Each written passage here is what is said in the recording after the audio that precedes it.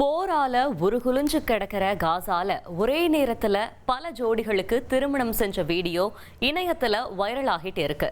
உலகம் முழுக்க மக்கள் வாழ்த்து மழைய பொழிஞ்சிட்டு இருக்காங்க. காசாவின் கான் யூனிஸ் பகுதியில் ஒரே நேரத்தில் பாலஸ்தீனத்தைச் சேர்ந்த 54 ஜோடிகளுக்கு உற்சாகமாக திருமணம் நடைபெற்றது.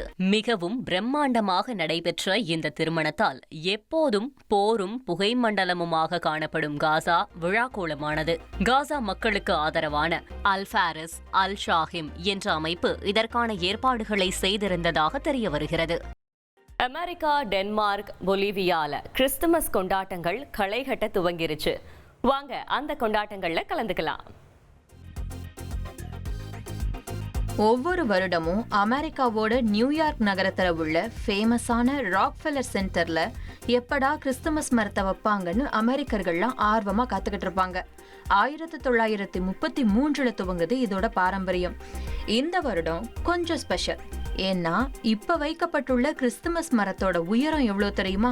தெரிஞ்சா வாயடைச்சு போயிருவீங்க.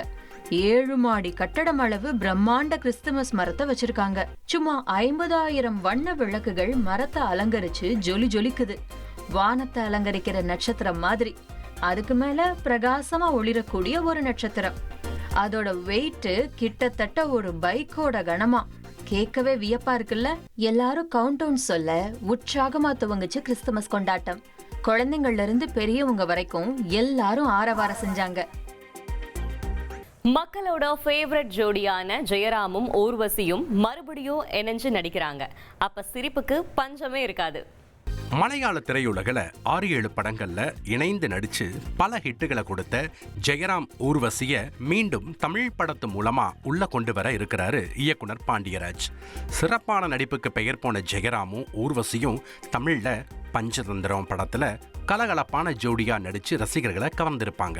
இப்ப கடைக்குட்டி சிங்கம், தலைவன் தலைவி உள்ளிட்ட ஹிட் படங்களை கொடுத்த இயக்குனர் பாண்டியராஜோட அடுத்த படத்துல இருவரும் முதன்மை பாத்திரங்கள்ல நடிக்க இருப்பதா தகவல் வெளியாகி இருக்கு. இந்த படத்துல மற்றொரு முக்கிய கதாபாத்திரங்கள்ல நடிக்க மலையாள நடிகையான அனஸ்வரா ராஜனுடன் பேச்சுவார்த்தை நடந்து வர்றதாகவும் தகவல் வெளியாகி இருக்கு.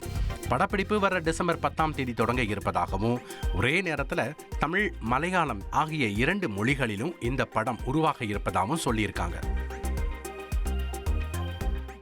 வாட்டிகன்ல நடந்த ஏழைகளுடன் இசை நிகழ்ச்சி அப்படின்ற விழால போப் லியோ கலந்துகிட்டு இசை நிகழ்ச்சியை கண்டுகளிச்சாரு. கனடாவை சேர்ந்த பாடகர் மைக்கேல் பப்லே போன்ற இசை கலைஞர்கள் தங்களோட திறமைகளை வெளிப்படுத்தினாங்க. வீடற்ற மக்கள், புலம்பெயர்ந்தோர், சிறப்பு அனுமதி பெற்ற கைதிகளுக்கு இந்த கச்சேரி அனுபவத்தை வழங்குறது தான் இந்த நிகழ்ச்சியோட நோக்கமாம். வடகொரியால நடந்த மாற்றுத்திறனாளிகள் தின கொண்டாட்டத்துல நாமளும் கலந்துக்கலாமா? வடகொரியாவில் சர்வதேச மாற்றுத்திறனாளிகள் தினம் கொண்டாடப்பட்டது. தலைநகர் பியாங்யாங்கில் உள்ள சென்ட்ரல் யூத் ஹால் அரங்கில் இசை நிகழ்ச்சி மற்றும் புகைப்பட கண்காட்சி நடைபெற்றது. இதனை பார்வையாளர்கள் உற்சாகத்துடன் கண்டு ரசித்தனர். இந்நிகழ்ச்சியில் மாற்றுத்திறனாளிகளுக்கு நிதியுதவி அளித்து ஆதரித்த நன்கொடையாளர்களை பாராட்டி சான்றிதழ்களும் வழங்கப்பட்டன. மருத்துவராகி அசத்தன உயரம் குறைவான மாற்றுத்திறனாளி இளைஞரை பத்தி தான் இந்த வாரம் இந்தியா முழுக்க ஊடகங்கள் விவாதிச்சாங்க. அவரோட வாழ்க்கை பயணம் எல்லாருக்கும் ஒரு ஊக்கத்தை தந்திருக்கு. உயரம் குறைவு வாழ்க்கையோட உயரத்துக்கு தடையே இல்லைன்னு நிரூபிச்சிருக்காரு குஜராத்தை சேர்ந்த மாற்றுத்திறனாளி கணேஷ் பரையா.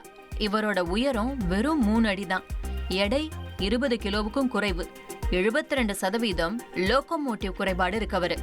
லோகோமோட்டிவ் குறைபாடுனா ஒரு நபரோட எலும்புகள், மூட்டுகள் அல்லது தசைகள்ல உள்ள பிரச்சனை காரணமா அவங்க இயங்குறதுக்கே சிரமப்படுவாங்க.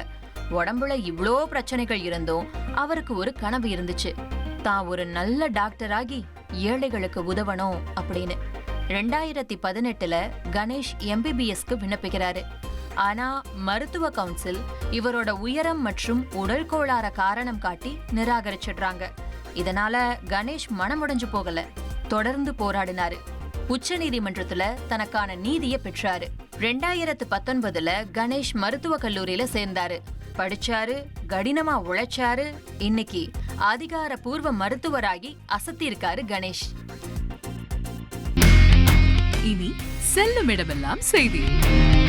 தந்தி டிவியின் வாட்ஸ்அப் சேனலை ஃபாலோ பண்ணினா செல்ல இருக்கும் இடமெல்லாம் செய்தி. இதோ QR கோட் இப்பவே ஸ்கேன் பண்ணுங்க, ஃபாலோ பண்ணுங்க.